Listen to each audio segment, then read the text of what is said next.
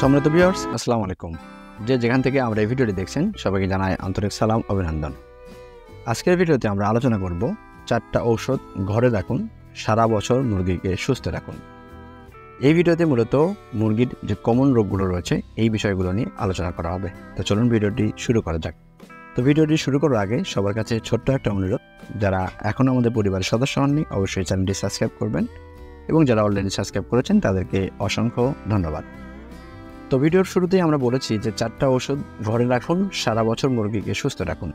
তো মূলত অনেকেই এই থাম্বনেলটা দেখে ভিডিওতে ক্লিক করেছেন ভিডিওটার উপভোগ করার জন্য এবং ভিডিওতে কী গুরুত্বপূর্ণ কথা বলা হয়েছে সেটা শোনার জন্য বা দেখার জন্য। তো আমি সবাইকে অনুরোধ করব, আপনারা যদি সম্পূর্ণ ভিডিওটা মনোযোগ সহকারে দেখেন অবশ্যই উপকৃত হবেন। 4টা রোগ রয়েছে, এমন একটা রোগ, সেই রোগগুলো হরহামেশা আমাদের মুরগিকে লেগেই থাকে। যেমন রয়েছে ঠান্ডা, পায়খানাজনিত রোগ, ডায়রিয়া জনিত রোগ, ইভেন কলেরা রয়েছে, কলেজা রয়েছে এবং ভয়ে ভয়ে যে রোগগুলো রয়েছে সেটা হচ্ছে হঠাৎ করে মুরগি মরে যাওয়া।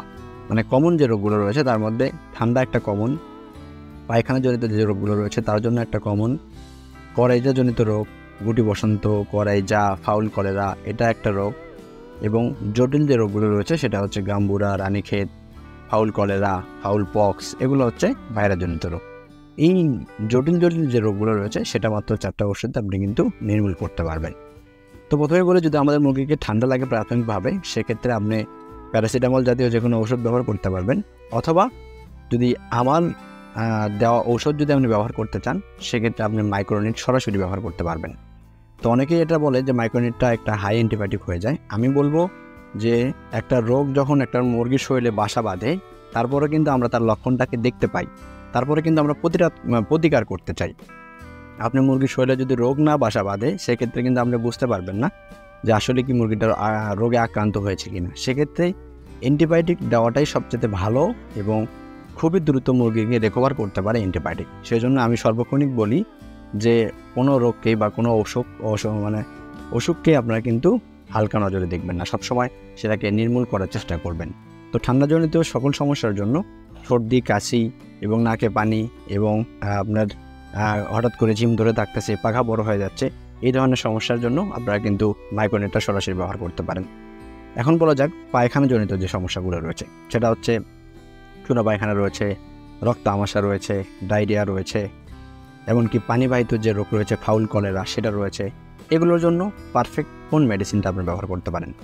এটার জন্য একটা মেডিসিন ব্যবহার করলে কখনোই কাভার করা সম্ভব না বা কখনোই সেই রোগগুলো থেকে রিকভার করা সম্ভব নয়। আমরা যদি একটু প্রাথমিক পর্যায়ে বলি, সেটা হচ্ছে আমরা সবসময় দেখি যে মুরগিটা পানির মতো পায়খানা করতেছে। সেক্ষেত্রে যদি আমরা এনামাইসিন ট্যাবলেট ব্যবহার করি সেক্ষেত্রে কিন্তু কাজ হবে না। আবার দেখা যাচ্ছে মুরগি চুনের মতো পায়খানা করতেছে, আমরা কিন্তু ডাইলোভেট ব্যবহার করতেছি, সেক্ষেত্রে কিন্তু কাজ হবে না। কারণ ডাইলোভেটটা দেখা যাচ্ছে যে পাতলা পায়খানা, আমেশা বা পানিবাহিত যে সমস্যাগুলো রয়েছে সেটার জন্য ব্যবহার করা হয় এবং চূড়া পায়খানার জন্য এনামাইসিন ব্যবহার করতে হয়। সেক্ষেত্রে পায়খানাজনিত যে সমস্যাগুলো রয়েছে এটার জন্য অক্সিকিউর এই গ্রুপের যে ওষুধগুলো রয়েছে বা এই নামের যে ওষুধগুলো রয়েছে সেগুলোর যে কোনো একটা আপনারা কিন্তু ব্যবহার করতে পারেন। এখন বলা যাক যে আমাদের মুরগির কলাইজা, তারপরে গুটি বসন্ত, চোখ বন্ধ হয়ে যাওয়া, চোখ ফুলে যাওয়া, চোখের মধ্যে পানি ঝরা, এই ধরনের যে সমস্যাগুলো রয়েছে সেগুলোর জন্য আমরা কোন মেডিসিন ব্যবহার করতে পারি। এটা প্রথমে আপনাকে উপলব্ধি করতে হবে যে আমার মুরগিটার চোখে কী ধরনের প্রবলেম হয়েছে। যদি দেখেন মুরগির চোখ দিয়ে পানি পড়তেছে এবং চোখ বন্ধ করে থাকতেছে সেক্ষেত্রে সেবোরেক্স বেগ নামে যে ড্রপটা দেখতে পারতেছেন এটা ব্যবহার করতে পারেন।